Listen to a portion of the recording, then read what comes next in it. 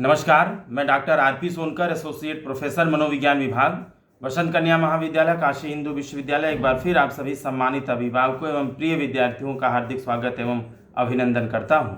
प्रिय विद्यार्थियों, आज के वीडियो में आपके द्वारा पूछे गए बहुत सारे सवाल जो बहुत महत्वपूर्ण हैं और एडमिशन से संबंधित हैं, मैं उन्हीं पर आधारित जानकारी दूंगा।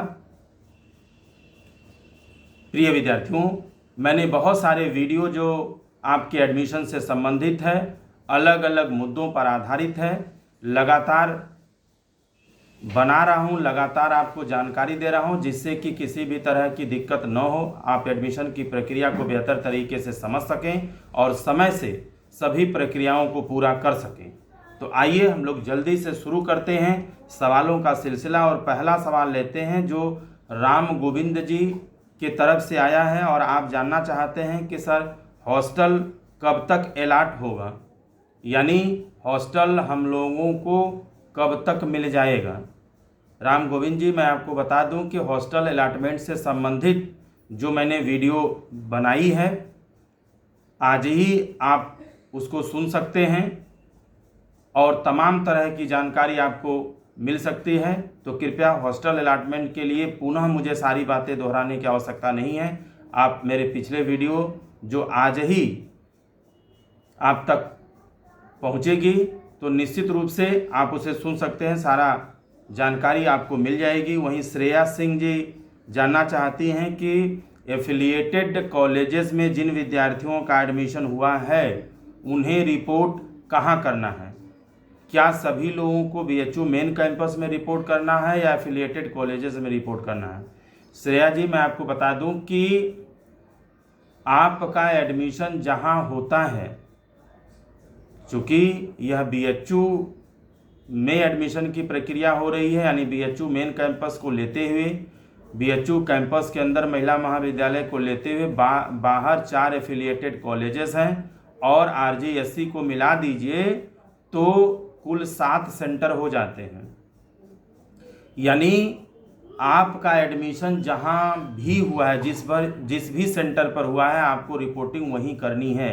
यदि आपका एडमिशन बीएचयू मेन कैंपस में फैकल्टी ऑफ सोशल साइंस में हुआ है तो आपको faculty of social science office में रिपोर्ट करना होगा, या इसके अलावा आपका एफिलिएटेड कॉलेजेस में कहीं किसी कॉलेज में हुआ है तो आपको रिपोर्ट वहाँ करना है। यानी कुल मिला जुला कर आप रिपोर्ट उसी कॉलेज में करेंगे, उसी सेंटर पर करेंगे जहां पर आपको एडमिशन दिया गया है।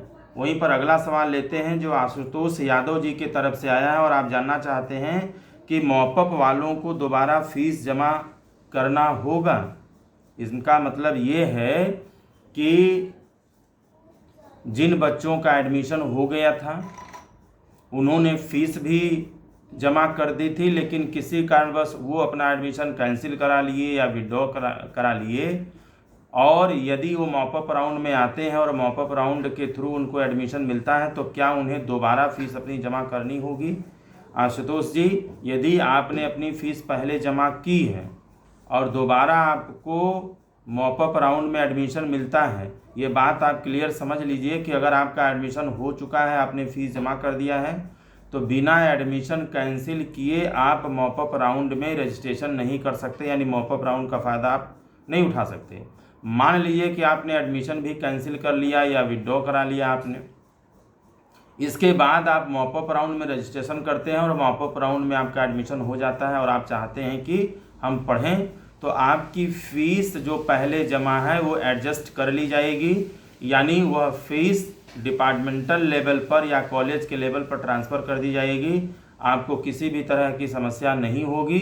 यह बात अलग है कि पहले जो एडमिशन हुआ था जिसके लिए आपने फ़ीस जमा की थी, मॉपअप राउंड में जो लेटेस्ट एडमिशन स्टेटस रहेगा तो उसका जो भी फीस रहेगा उसके हिसाब से एडजस्ट किया जाएगा।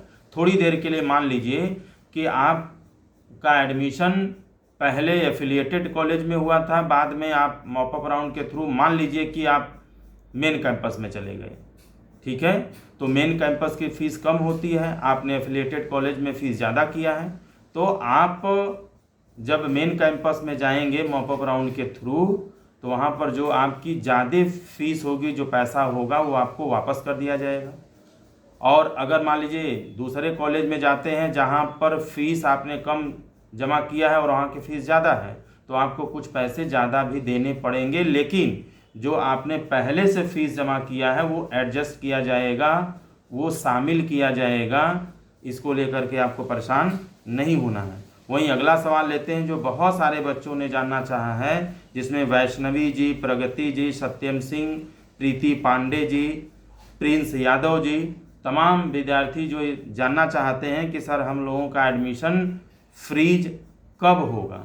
देखिए, एडमिशन फ्रीज का मतलब एडमिशन फ्रीज होना या एडमिशन लॉक होना, और एडमिशन फ्रीज या लॉक तब होता है जब एडमिशन की प्रक्रिया समाप्त हो जाती है। और आप सभी लोगों को मालूम है कि एडमिशन की प्रक्रिया यूजी का 7 दिसंबर को अपग्रेडेशन तक छोड़ा गया था, यानी 7 दिसंबर तक जिनका जिनका अपग्रेडेशन हो सकता है वो हो चुका है। यानी 7 दिसंबर के बाद ऑटोमेटिक आपकी जो सीट है, जो एडमिशन है, वो लॉक हो जाएगा, फ्रीज हो जाएगा, क्योंकि 7 के बाद मॉपअप राउंड का रजिस्ट्रेशन शुरू हो गया था। इसलिए उसके बाद ऑटोमेटिक आपकी सीट लॉक हो जाएगी, यानी किसी भी तरह का अपग्रेडेशन का चांस नहीं होगा। इसलिए ये सीटें आपकी लॉक हो जाएंगी। और दूसरा सवाल आपका ये है कि मेल हम लोगों को कब आएगा। देखिए, 7 के बाद ऐसा कहा गया था कि 5 के बाद आपको मेल जाएगा, लेकिन चूँकि 5 से 7 सितंबर के बीच अपग्रेडेशन का लास्ट मौका आपको दिया गया था, जिसके बाद मॉपअप राउंड की शुरुआत की गई थी। और 9 से 11 सितंबर, यानी आज 11 है ही है, आज मॉपअप राउंड रजिस्ट्रेशन का भी लास्ट डेट है। तो 5 से 7 में जिन बच्चों को जहां अपग्रेड करना था वो अपग्रेड कर चुके हैं, यानी 4th राउंड तक एडमिशन की प्रक्रिया बिल्कुल फ्रीज हो चुकी है। अब किसी भी तरह का परिवर्तन संभव नहीं होगा। अब सिर्फ और सिर्फ मॉपअप राउंड पर काम किया जा रहा है। आज मॉपअप राउंड रजिस्ट्रेशन का भी लास्ट डेट है, और जितनी वैकेंट सीटें हैं, वैकेंट सीटों का भी ब्यौरा बीएचयू के ऑफिशियल वेबसाइट पर जारी कर दिया गया है। तो आज तक जितने, आज 12 बजे रात तक जितने बच्चे मॉपअप राउंड में रजिस्ट्रेशन करते हैं, उन सारे लोगों का एडमिशन, यानी जो रिजल्ट होगा, वह 1 से 2 दिन में पब्लिश कर दिया जाएगा, और आपको 13 तक फीस जमा करने का मौका दिया जाएगा, जिससे कि आप 13 और 14 सितंबर को आप रिपोर्ट कर पाएँ। तो जो मेल की बात है, मेल आपको निश्चित रूप से जाना चाहिए, क्योंकि 7 के बाद कभी भी आपको मेल जा सकता है। आज 11 हो गया और आप कह रहे हैं कि अभी तक मेल नहीं आया है, तो आप इंतज़ार करिए, क्योंकि मेल आपको 13 से पहले ही जाएगा, तभी तो आप 13 और 14 को रिपोर्ट करेंगे। तो निश्चित रूप से इंतज़ार करिए, क्योंकि बीएचयू के तरफ से जो रिपोर्ट करने से संबंधित नोटिफिकेशन है वो अभी कल जारी कर दिया गया, और साथ ही साथ इससे संबंधित तमाम तरह के जो इन्फॉर्मेशन है वो भी प्रोवाइड कर दिया गया। रिपोर्टिंग के दौरान कौन कौन से डॉक्यूमेंट्स लेकर के आपको जाना है, वो सारे नोटिफिकेशन जारी किया गया, जिसमें विस्तार से लिखा हुआ है। तो निश्चित रूप से 1-2 दिन में, यानी किसी भी कीमत पर 12 तक आपके पास मेल चला जाएगा। मान लीजिए कि अगर आपके पास 12 तक नहीं भी मेल जाता है, तो आप क्या करिएगा। आपका एडमिशन हो गया है, आपने फ़ीस भी जमा कर दिया है, आपको मालूम है कि आपका किस कोर्स में, किस कॉलेज में एडमिशन हुआ है, और यदि आपके पास मेल नहीं भी जाता है, तो आप अपनी एडमिट कार्ड रिजल्ट के साथ, जो रिजल्ट आया था उसमें आपका नाम होगा, आपके पास फ़ी रिसिप्ट होगी जो आपने फ़ीस जमा किया हुआ है, आपके पास एडमिट कार्ड होगा। ये चीज़ें लेकर के आप संबंधित कॉलेज में 13 या 14 को निश्चित रूप से आप रिपोर्ट कर सकते हैं। इसमें कोई भी प्रॉब्लम नहीं होगी, क्योंकि यदि आपने फ़ीस जमा कर दिया है तो निश्चित रूप से आपका एडमिशन श्योर हो गया है। वहीं अगला सवाल लेते हैं जो प्रशांत सिंह जी के तरफ से आया है। आप जानना चाहते हैं कि 17 सितंबर से क्लासेस चलने का नोटिफिकेशन आ गया है, जैसा कि आप अपने वीडियो में बताए थे। तो अगर हम 17 को नहीं आ पाते हैं, क्लास नहीं करते हैं, तो क्या होगा। देखिए, 17 सितंबर से आपके क्लासेस का नोटिफिकेशन बीएचयू की तरफ से जारी कर दिया गया है। यदि आप 17 से नहीं आते हैं तो आपकी क्लासेस छूटेंगी, आपका अटेंडेंस शॉर्ट होगा, और 75% से अटेंडेंस शॉर्ट होता है तो निश्चित रूप से आपको एग्जामिनेशन नहीं देने दिया जाएगा। साथ ही साथ जो चीज़ें पढ़ाई जाएंगी वो आपको समझ में नहीं आएगा। इसलिए निश्चित रूप से आप कोशिश करिए कि जल्द से जल्द आप रिपोर्ट करिए, और 17 तारीख से जो क्लासेस शुरू होने वाली है आप उसमें निश्चित रूप से उपस्थित रहें। अगला सवाल लेते हैं जो सोनी कुमारी जी, आकांक्षा मिश्रा जी के तरफ से आया है कि सर मेरे पास इस समय टीसी सीसी माइग्रेशन नहीं है, क्या इससे रिपोर्टिंग में कोई प्रॉब्लम तो नहीं होगी? देखिए, अगर आपके पास टीसी नहीं है या सीसी नहीं है या माइग्रेशन नहीं है या दोनों नहीं है तो इस कंडीशन में आपको बहुत परेशान होने की ज़रूरत नहीं है। आप बिना टीसी सीसी माइग्रेशन या बिना टीसी जो भी आपके पास डॉक्यूमेंट्स नहीं, आप उसके बिना भी जो है उसको लेकर के संबंधित कॉलेज में 13 और 14 सितंबर को रिपोर्ट कर सकते हैं। जो डॉक्यूमेंट्स आपके पास नहीं है उसके लिए अंडरटेकिंग भर करके आपको देना पड़ेगा, जिसके लिए 1 से 2 महीने तक का यानी लगभग अक्टूबर तक का समय आपको मिलेगा। आप अक्टूबर तक अपने वो डॉक्यूमेंट्स बनवा करके संबंधित कॉलेज में जमा कर देंगे, इससे कोई दिक्कत नहीं होगा, रिपोर्टिंग करने में कोई समस्या नहीं होगी, एडमिशन में कोई समस्या नहीं होगी, आपको परेशान होने की ज़रूरत नहीं है। वही अगला सवाल लेते हैं जो पिंकी जी के तरफ से आया है, और पिंकी जी का कहना है कि एम्प्लॉई वार्ड की जो सीटें हैं यदि वो एम्प्लॉई वार्ड से नहीं भरती हैं तो क्या उन सीटों को जनरल कैटेगरी में कन्वर्ट किया जा सकता है, यानी उन सीटों पर जनरल के बच्चों का एडमिशन किया जा सकता है? पिंकी जी, ऐसा बिल्कुल भी संभव नहीं है। किसी भी कैटेगरी की अगर सीट नहीं भरती है तो उस सीट पर दूसरे कैटेगरी से भर दिया जाए एक बहुत बड़ा समस्या है, बहुत बड़ा ये डिसीजन होगा और इतना आसान नहीं है। तो ऐसा कभी नहीं हुआ है कि एम्प्लॉई वार्ड की सीट नहीं भरती है तो उसको जनरल से भर दिया जाए, या किसी और कैटेगरी की सीट नहीं भरती है तो उसको दूसरे कैटेगरी से भर दिया जाए, ऐसा संभव नहीं है। वहीं अगला सवाल लेते हैं साहू जी, कुणाल जी, निकिता जी, मनीष यादव जी। आप कई विद्यार्थी ये जानना चाहते हैं कि सर अलॉटमेंट लेटर कब आएगा, जिसके एडमिशन अलॉटमेंट लेटर अभी तक नहीं गया है। तो निश्चित रूप से आपका एडमिशन 7 सितंबर को जब अपग्रेडेशन का लास्ट मौका था रात 12 बजे तक, उसके बाद अब एडमिशन से संबंधित कुछ प्रोसेस बाकी नहीं है, यानी आपका एडमिशन श्योर हो गया है। सिर्फ आपको सब्जेक्ट कम्बिनेशन मिलना बाकी है और एक्टिविटीज़ में से जो मिलना है वो बाकी है। तो आपका एडमिशन तो श्योर हो चुका है, क्योंकि अब किसी भी तरह का कोई प्रोसेस बाकी नहीं, इन दोनों चीज़ों को छोड़ दिया जाए। तो इस कंडीशन में जल्द ही आपको एडमिशन लेटर जनरेट कर दिया जाएगा आपके पोर्टल पर, जिसको आप ले सकते हैं, और रिपोर्टिंग से पहले ही यानी 13 से पहले ही आपको आपका एडमिशन लेटर आपके पोर्टल पर जनरेट कर दिया जाएगा, जिसको लेकर के आप रिपोर्टिंग करने जाएंगे। अगला सवाल है जो आयुष्मान जी के तरफ से आया है, और आप जानना चाहते हैं कि सर क्या जनरल कैटेगरी यानी अनरिजर्व कैटेगरी को भी कास्ट सर्टिफिकेट लेकर के जाना पड़ेगा?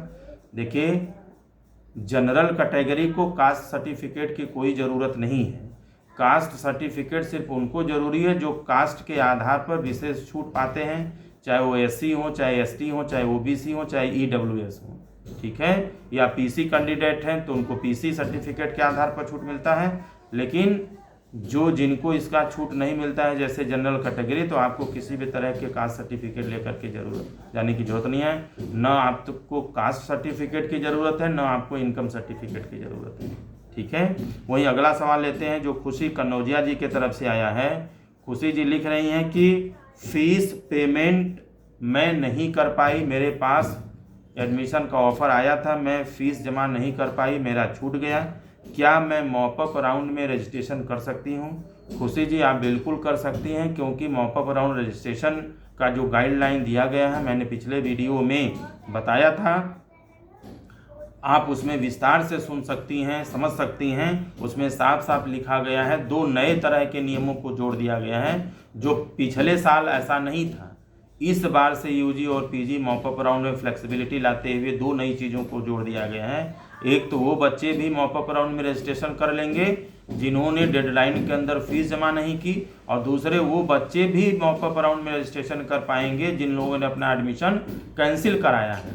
तो निश्चित रूप से आप मॉपअप राउंड में हिस्सा ले सकती हैं, आप एडमिशन के लिए कोशिश कर सकती हैं। वहीं पर अगला सवाल लेते हैं जो पीहू जी के तरफ से आया है, और आप जानना चाहती हैं कि मेरा टीसी, सीसी और माइग्रेशन 2022 का ही है, क्या इससे कोई समस्या तो नहीं होगी?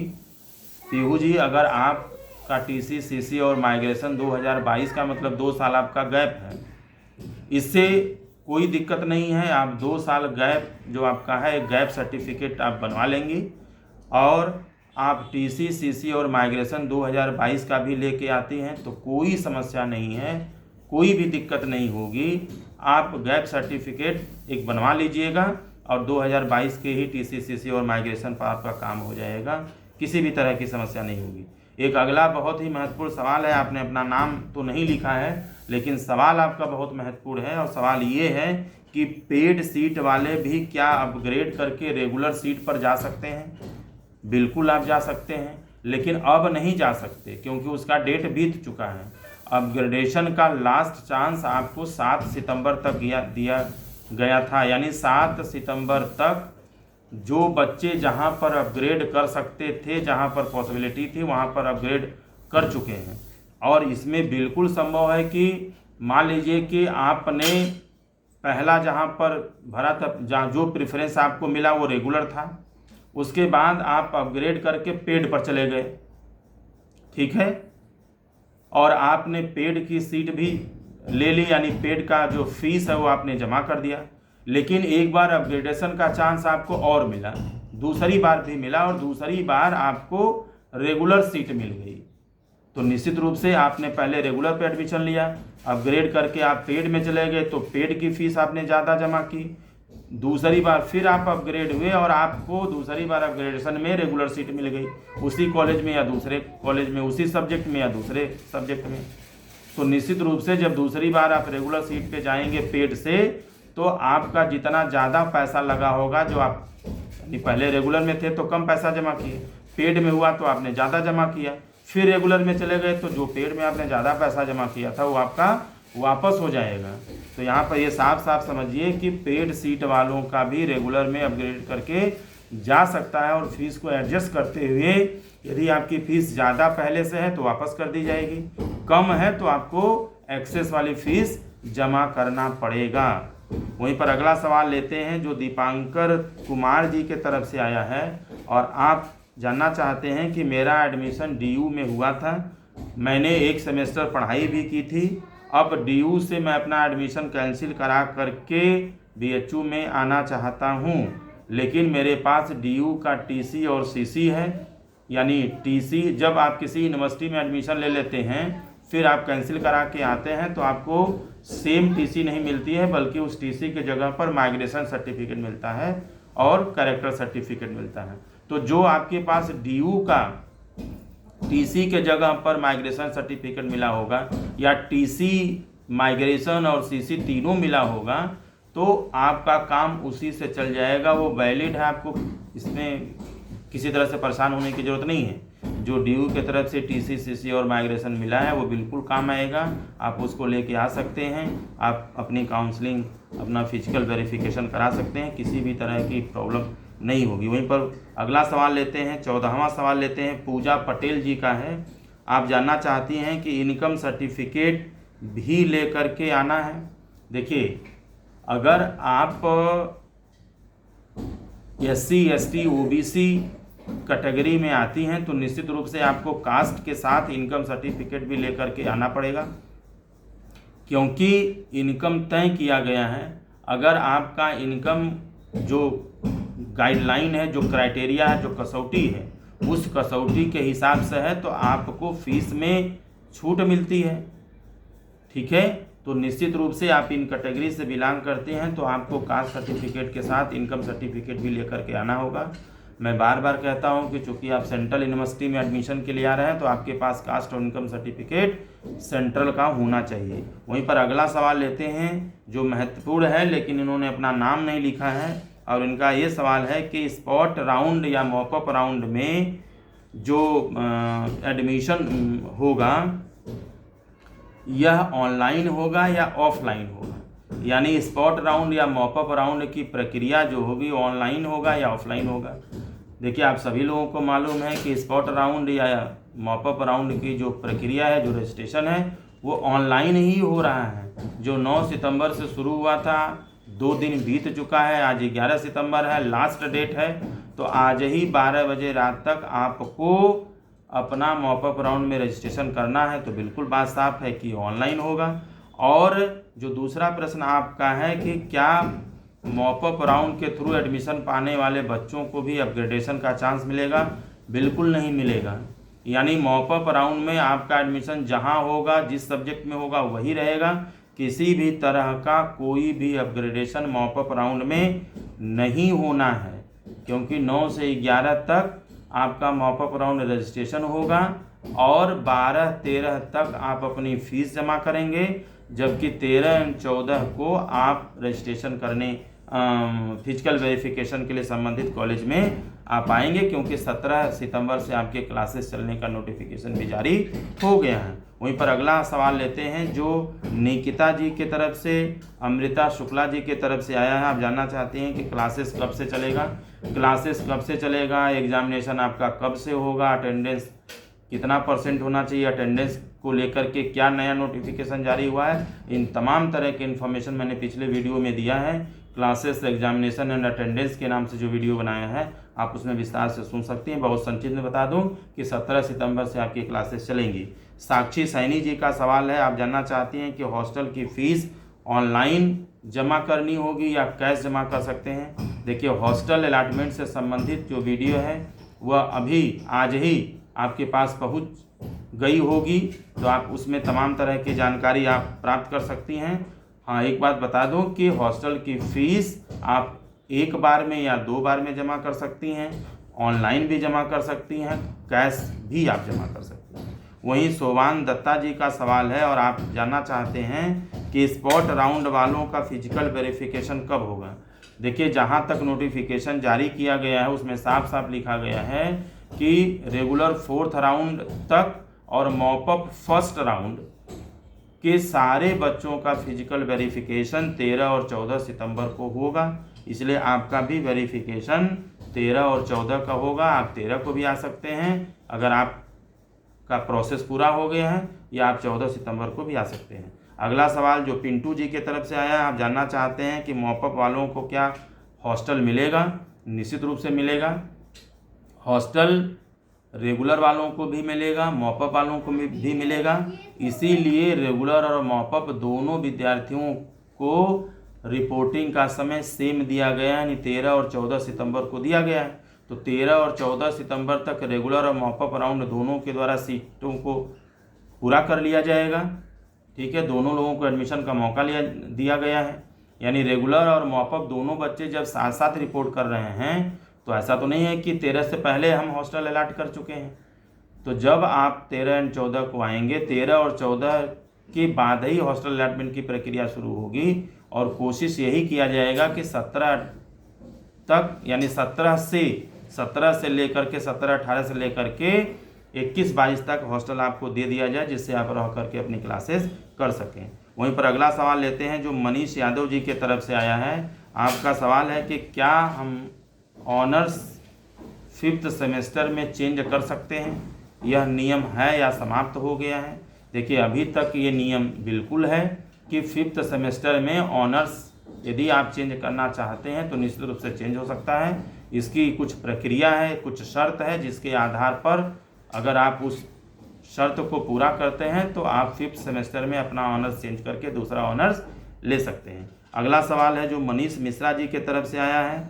आप जानना चाहते हैं कि वैकेंट सीट है यूजी की, उसकी लिस्ट कब जारी होगी। देखिए, वैकेंट जो सीट है यूजी के सारे अलग अलग कोर्सेज में, अलग अलग कॉलेजेस में, अलग अलग कैटेगरी में, इसका जो सीट मैट्रिक्स है, जो सीट लिस्ट है, यह 9 सितंबर को ही जारी किया जा चुका है। BHU की ऑफिशियल वेबसाइट bhuonline.ac.in पर जाकर के आप देख सकते हैं। ये 21 सवाल जिनको मैंने लिया था, इन 21 सवालों पर आधारित मैंने तमाम तरह की जानकारी दी। जो सवाल छूट गए हैं या कुछ नए सवालों को लेकर के मैं अगले वीडियो में फिर आऊँगा, यानी जो सवाल छूट गए हैं या कुछ नए सवाल यदि आपके मन में है तो आप लिख सकते हैं। इन सारे सवालों का जवाब की जानकारी मैं अगले वीडियो में देने की कोशिश करूँगा। मैं बार बार कह रहा हूँ कि अगर आपको कोई डाउट है या कोई आपको कन्फ्यूज़न है तो आप कमेंट बॉक्स में लिख सकते हैं, मैं जानकारी देने की पूरी कोशिश करूँगा। और जैसे ही एडमिशन से संबंधित कोई नया अपडेट्स आता है मैं हमेशा की तरह आपके साथ साझा करता रहूँगा। तब तक आप एडमिशन की प्रक्रिया से सक्रिय रूप से जुड़े रहें, BHU के ऑफिशियल वेबसाइट को चेक करते रहें, अपना मेल चेक करते रहें, अपना पोर्टल चेक करते रहें। आप सभी खुश रहें, अपना ख्याल रखें। आप सभी को एडमिशन की बहुत बहुत शुभकामनाएं और बहुत बहुत बधाई।